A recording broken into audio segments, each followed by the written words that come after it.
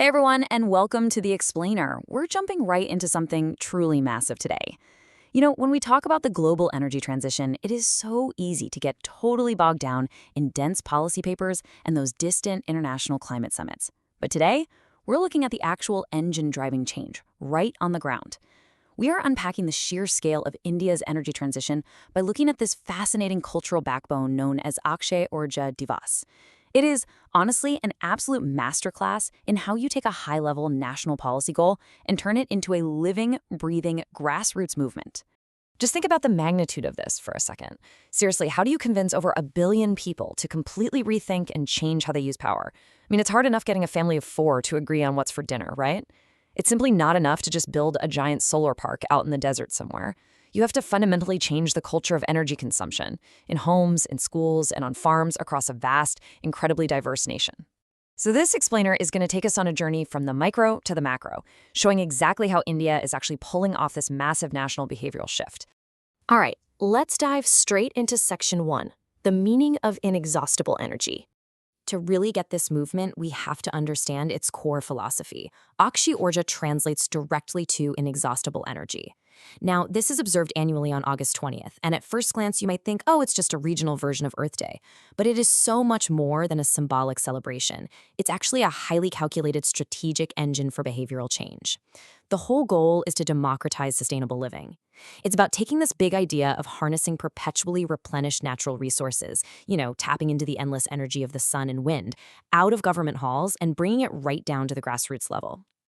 And the timeline here is actually super intentional. The campaign was officially launched by the Ministry of New and Renewable Energy back in 2004, but that launch date, August 20th, definitely not random.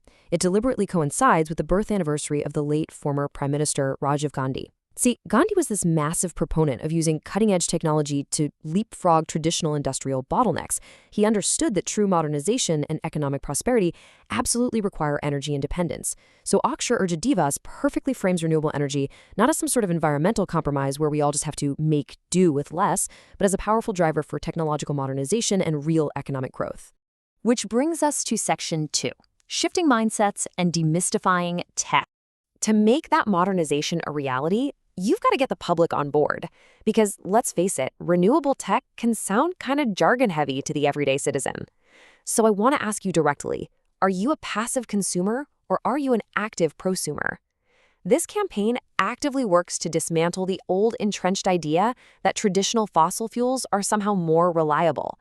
Instead, it takes technologies like solar panels or biogas plants that turn waste into fuel and makes them completely tangible and easy to understand. It's literally challenging everyday people to stop passively relying on a central power grid.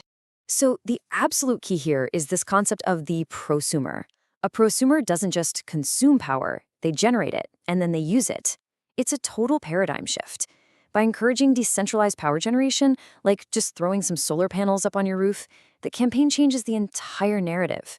It promotes genuine self-reliance and energy security for you, the individual. You're not just saving the planet, you are taking control of your own power supply. But, well, how do you actually get millions of people to suddenly want to become prosumers? That brings us to Section 3, grassroots action and mass mobilization. To really picture this mobilization, look no further than the inaugural national event back in 2004 in New Delhi. They didn't just have politicians standing around giving dry speeches. No, they organized a massive human chain of nearly 12,000 school students. It was this incredibly visual, physical testament to solidarity. By getting the youth involved from literally day one, the campaign signaled a brilliant long-term strategy. Embed environmental consciousness so deeply into the next generation that choosing renewable energy becomes completely second nature. Today, schools and colleges are the absolute epicenters for this mobilization.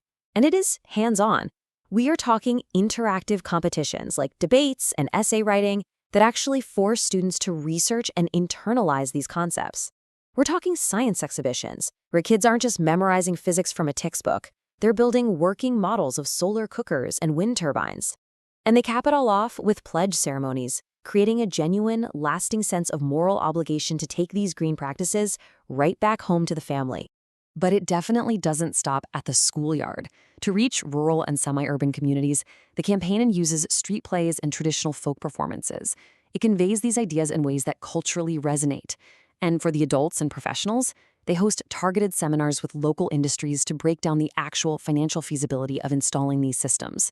It is all about finding distinct, region-specific solutions.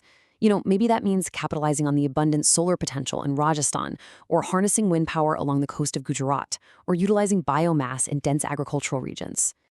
Now, let's zoom out for Section 4, India's 500 gigawatt master plan. 500 gigawatts. That is India's wildly ambitious target for non-fossil fuel capacity by the year 2030. Every single Akshay Urja Diwas serves as both a progress report and a huge motivator for this deadline. And pulling back to look at the macro scale here, this is not just an energy target. This is a comprehensive economic transformation. Hitting this colossal number means creating millions of green jobs, slashing national import bills, and bringing desperately needed clean air to rapidly growing cities.